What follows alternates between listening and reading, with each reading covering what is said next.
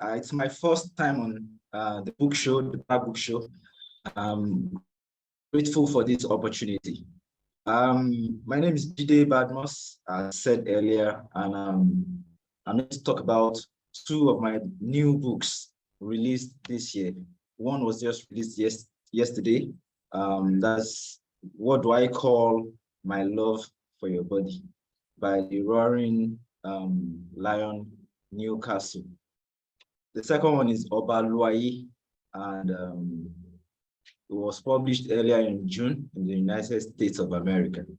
Well, just a brief background of myself. My name is Jide Badmus. I'm an electrical engineer, a poet, and an author. This will be my third and fourth books that I'm sharing today, just talking a bit about them. I have listened to everyone speaking tonight, and at least I have an idea of how to also present what I have here.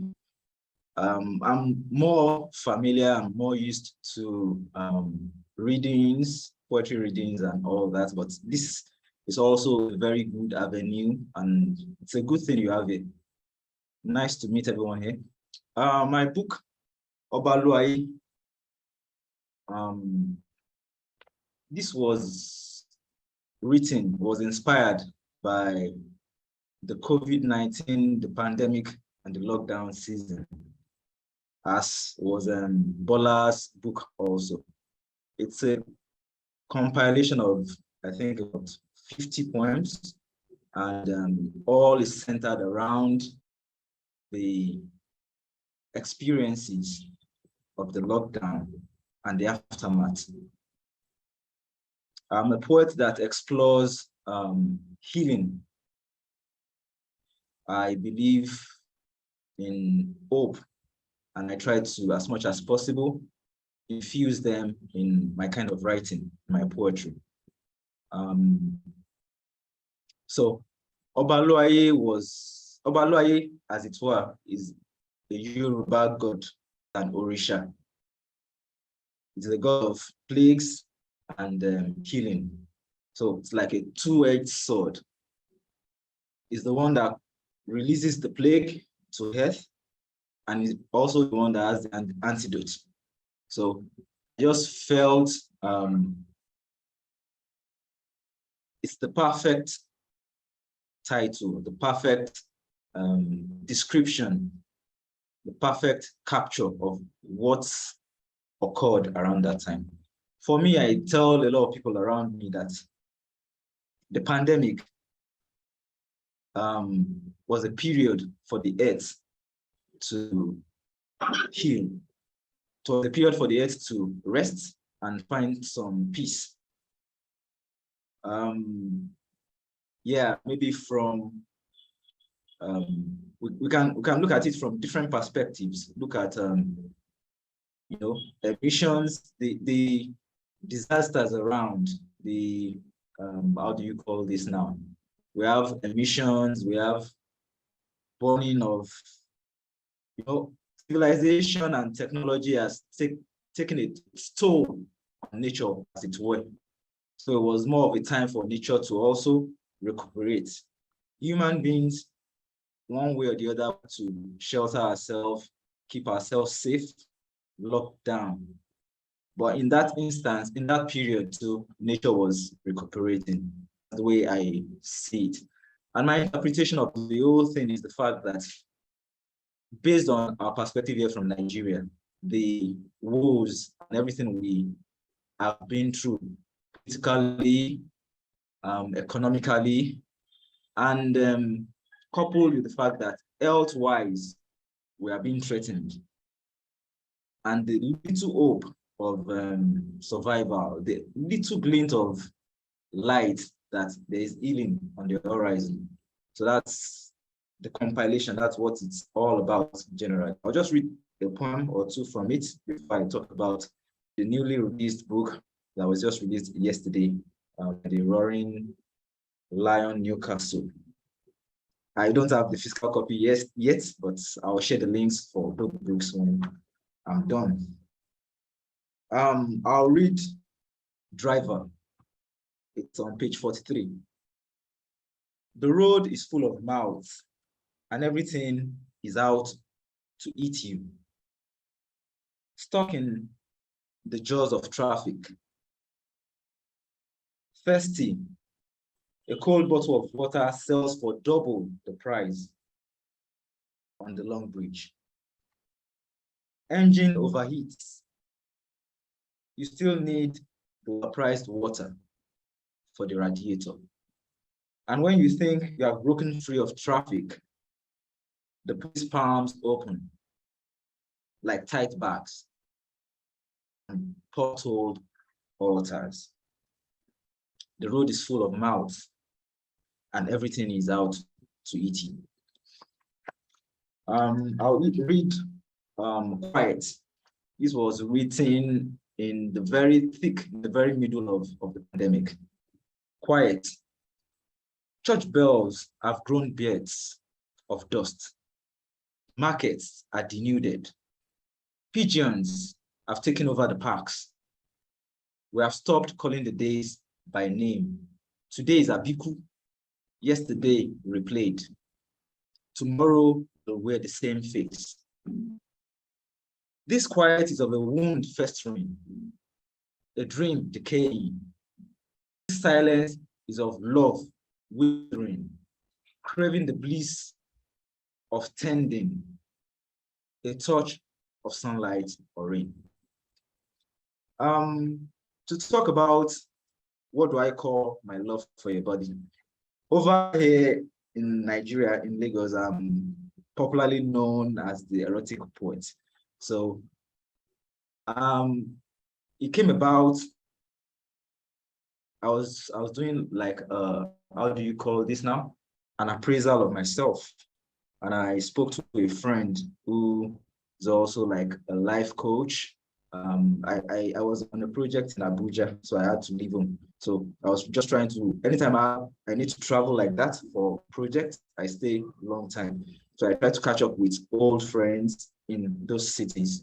So I caught up with my friend, who's a life coach, and I just asked him about myself, about my writing.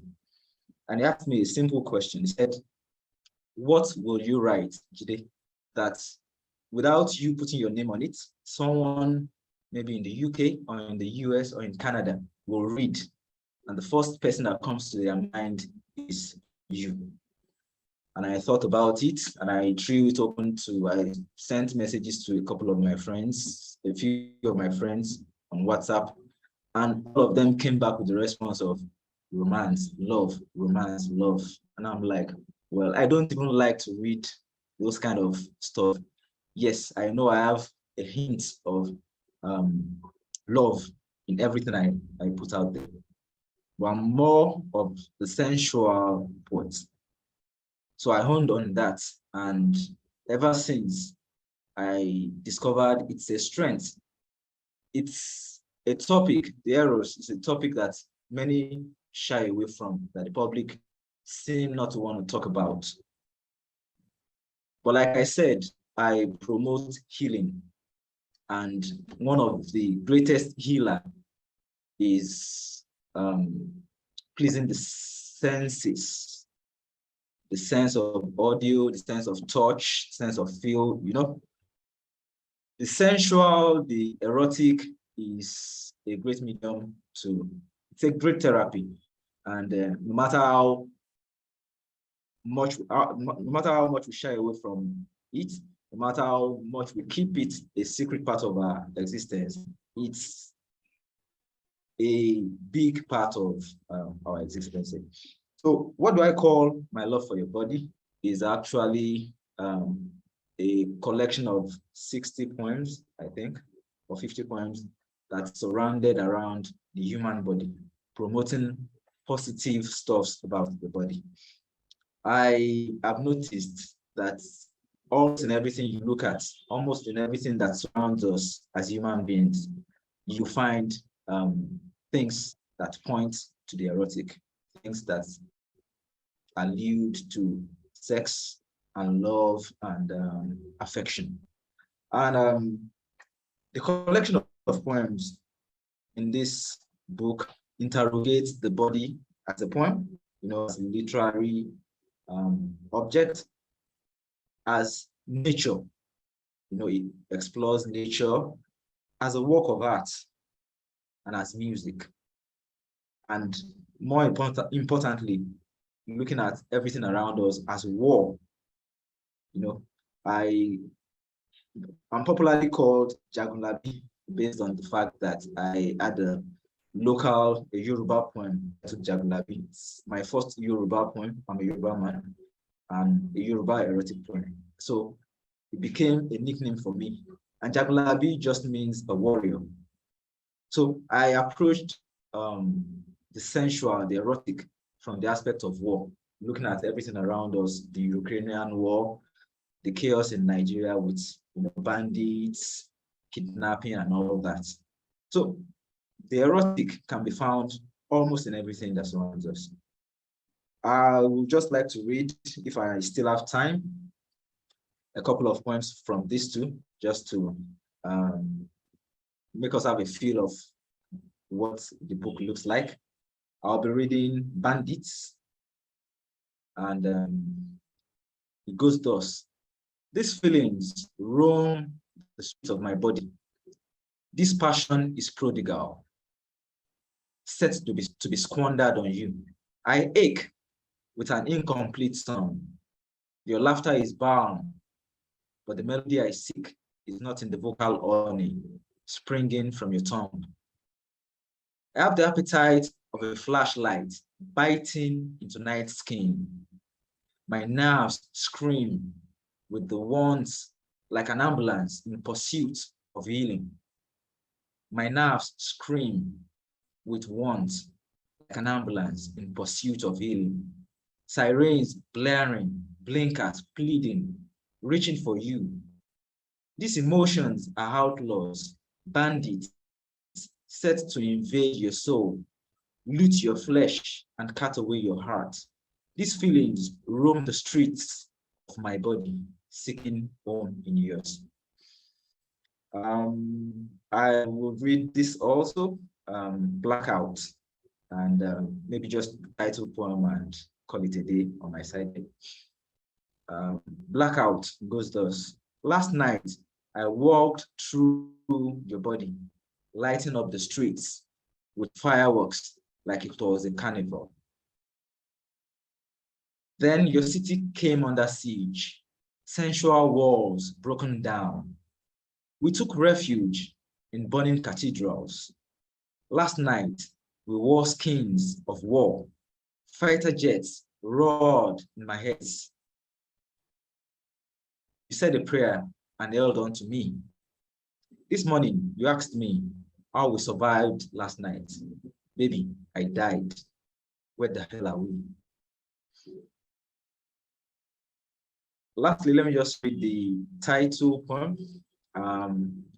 What do I call my love for your body? You sound like a child, yet to grasp the concept of relationships. She asks, Daddy, are you my friend? Your words stood on a leg like a cock on foreign land. Your soft voice shook the heads. Do you love me? You asked, after I just served you a dinner myself. I wanted to scream at you, tell you I love you. But how do I make you understand that love has a spectrum of meaning? Yes, I love you. But what else do I call my love for your body? Thank you.